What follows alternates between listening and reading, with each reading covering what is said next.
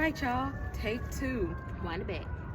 We are at the movie theater because we just came to see Scream, the new Scream movie, even though they're calling it like Scream 5, but you know, like MTV and VH1 been doing some other Screams. Do you think that's why they in the movie they were like Stab at Part 8? I didn't even think about that. Because there have been some movies haven't watched of it. the TV versions because I was just like, for what? I watched that one, like how they did, you know, I Know What You Did Last. Was that I Know What You Did Last Summer? They did like that too. Mm-hmm. Yeah. See, I watched one of those and was like, ew. And so I watched the one with Keke Palmer in it. I did watch that one. That's the only so one. there's I guess because they're counting like everything in Scream, because in the movie they had like a franchise called Stab 8. Y'all know how they do. This movie, for all the fans of the original, brought back a lot of nostalgia, which I think is something that's been going on in cinema for the last few months. Halloween went back to the original. The Chucky series was going back to the original. We said Halloween, Chucky, Spider-Man going back to the original. Even The Matrix is going back to the original. So this movie had a lot of and selling right. And they going back to the stuff that they know, that we know and love. And so that was what was great about this movie, is that they wanted to connect it. One thing that hit me at the very end was that, and I don't think that they've done it in the other movies, or I can't remember, they may have, but they dedicated it to Wes Craven at the very end, and they even named one of the characters after him. Which, why didn't I think about that when I was watching it? It took me to the end of the movie, and I'm just like, oh, Wes, it was a regular vanilla name. You wouldn't, didn't ring no bell. And they actually gave him a really good kill. So sorry, but spoiler alert, pause, y'all had enough time. Kill. It was, but it was. He shouldn't have died that way. He was dumb. I'm gonna let y'all watch it, but I was mad because the two people who was the most vigilant died the dumbest deaths. Yep, sorry, spoiler alert. But we gave y'all like a couple of weeks to go and see the movie before we even decided to do this. So, it's going to be some spoilers in there. So if you ain't watched it, sorry. But I enjoyed it. I enjoyed the nostalgia of the movie. I enjoyed seeing the old characters come back, the ones that survived.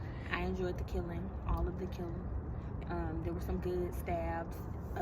With it being a slasher, you can only be so creative, but I feel like they hit the precipice of the creativity with the knife. Oh, my vocabulary is getting so much better, y'all. That was smooth right on there. You wrote that down. I thought about it. Ghostface did his thing in this movie. And they always have like, and the original, when they had it with the two, it was also the two. So you had to kind of keep guessing, like, who is it? Who was it? I figured out one of them. I just want to say. And you're going to figure that one out early. You're going to figure that one out early. I think that was a given.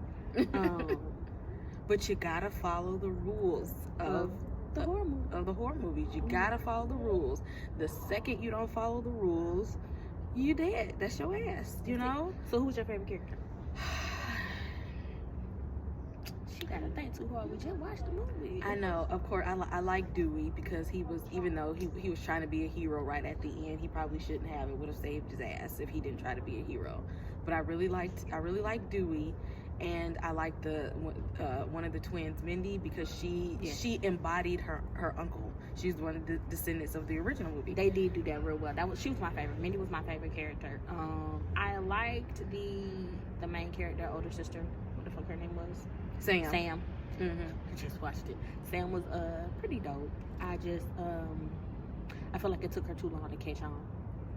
That's the only thing I hated was, bitch, it's a horror movie. We've established that. Come on with it. I liked her little sister though, because her little sister was fighting for her little life in that beginning. I ain't never seen nobody fight for their life that hard in a horror movie. In a horror movie, that young, inexperienced. She didn't know what was going on. We didn't even think she was gonna survive. But that little girl fought for her life more than some people, and she was stabbed several times. And that little girl, she was hanging in there. I said, okay, she gave Ghostface some competition in there. And I did like the little shout out that they gave to like horror movies and the horror genre. They named some really good titles that you may or may not have seen, And then they also talked about how shout out Jordan Peele is doing big things. So I liked the shout out that they also gave to the horror genre and the community right now. Right. So that was pretty dope too. Yeah, so they was naming some. I was just gonna say they was naming some recent movies and stuff because with the new generation, you got to put in the stuff that's more recent, and I like how they did that, threw that in there. It was really like an ode to horror movie fans. Yeah. Really, I like that. I like the little Easter eggs of the older sister has the potential to be a villain. I feel like. But see, if they do that, then it's predictable. I like that they gave her the hero role. We're not gonna tell you why, but I like that they gave her the hero role because otherwise, you already knew what it was gonna be. But she got it in there though. It's in there. I feel like in another movie, she is. It could come out. You feel? I feel like it could come out. Boring? No, that's gonna be boring. No, cause you be like, oh, we knew you was a serial killer anyway. But they ain't gonna find out though, cause if she was the savior in one, they might not look at her for the rest of them. I don't know. If we get another stream, we gonna see. I feel like she got the potential to be a villain. I don't know. Potential, yes. Should she? No. I don't know. She might got it in her. She might got it in her. Oh no, she got it in her. We just don't want her to use it. But that was good. It was nice to see Sydney was doing well in her life, But she said she stays strapped, She gave y'all first and last name and said, of course I got a gun. Wasn't that in the trailer? Hell yeah, that was in the trailer. She said she stays strapped even though she got a little husband and kids. We didn't get to see old Mark, but we didn't need to.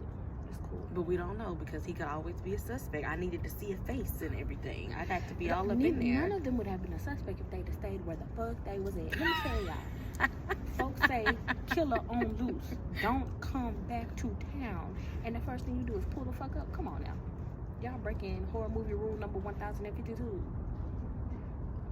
Yeah. Again, you have to follow the rules. Right. You have to follow the rules. Wes died because he wasn't following the rules. Most of the people that died in the movie died because they ain't follow the rules. The oldest sister almost got because she didn't follow the rules. Yeah. And we might have to talk about that one day. We might have to have like the a whole of the horror movie. That's the next podcast. Exactly. We might have to just go through them for y'all. Each one. Maybe we'll put that put it in our Facebook group. Join Horror Hooch Facebook group and kind of talk about the rules of horror movies because we might have to talk about that because in the inbox. Cause see, that's what's getting people messed up right in here. When you don't follow what the rules are.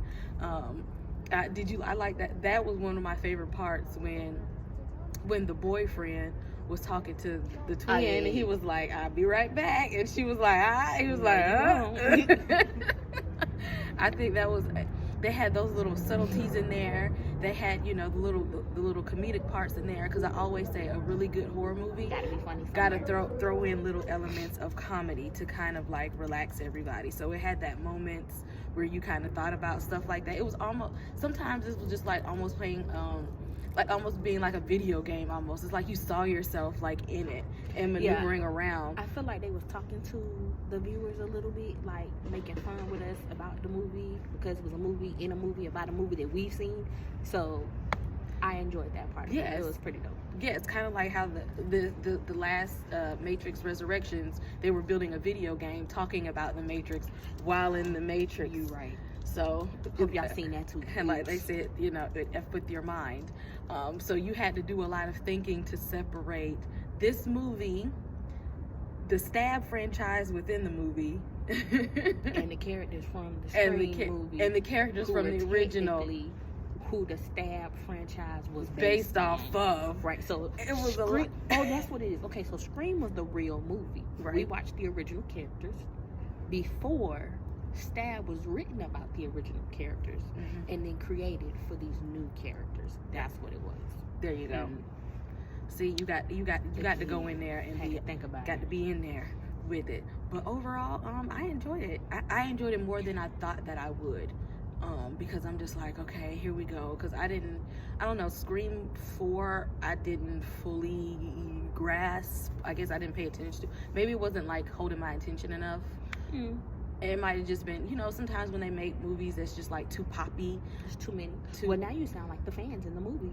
Yeah, when they just be doing Exactly too what they much and y'all detour from the point of, I need the horror. Ghostface was giving us horror. Like, he was popping up behind doors. He was like cutting the lights off and shit. Like, that's the kind of stuff I need to see. Like, I don't care, you know. So you the type of fan who's gonna go make your own, what they call it?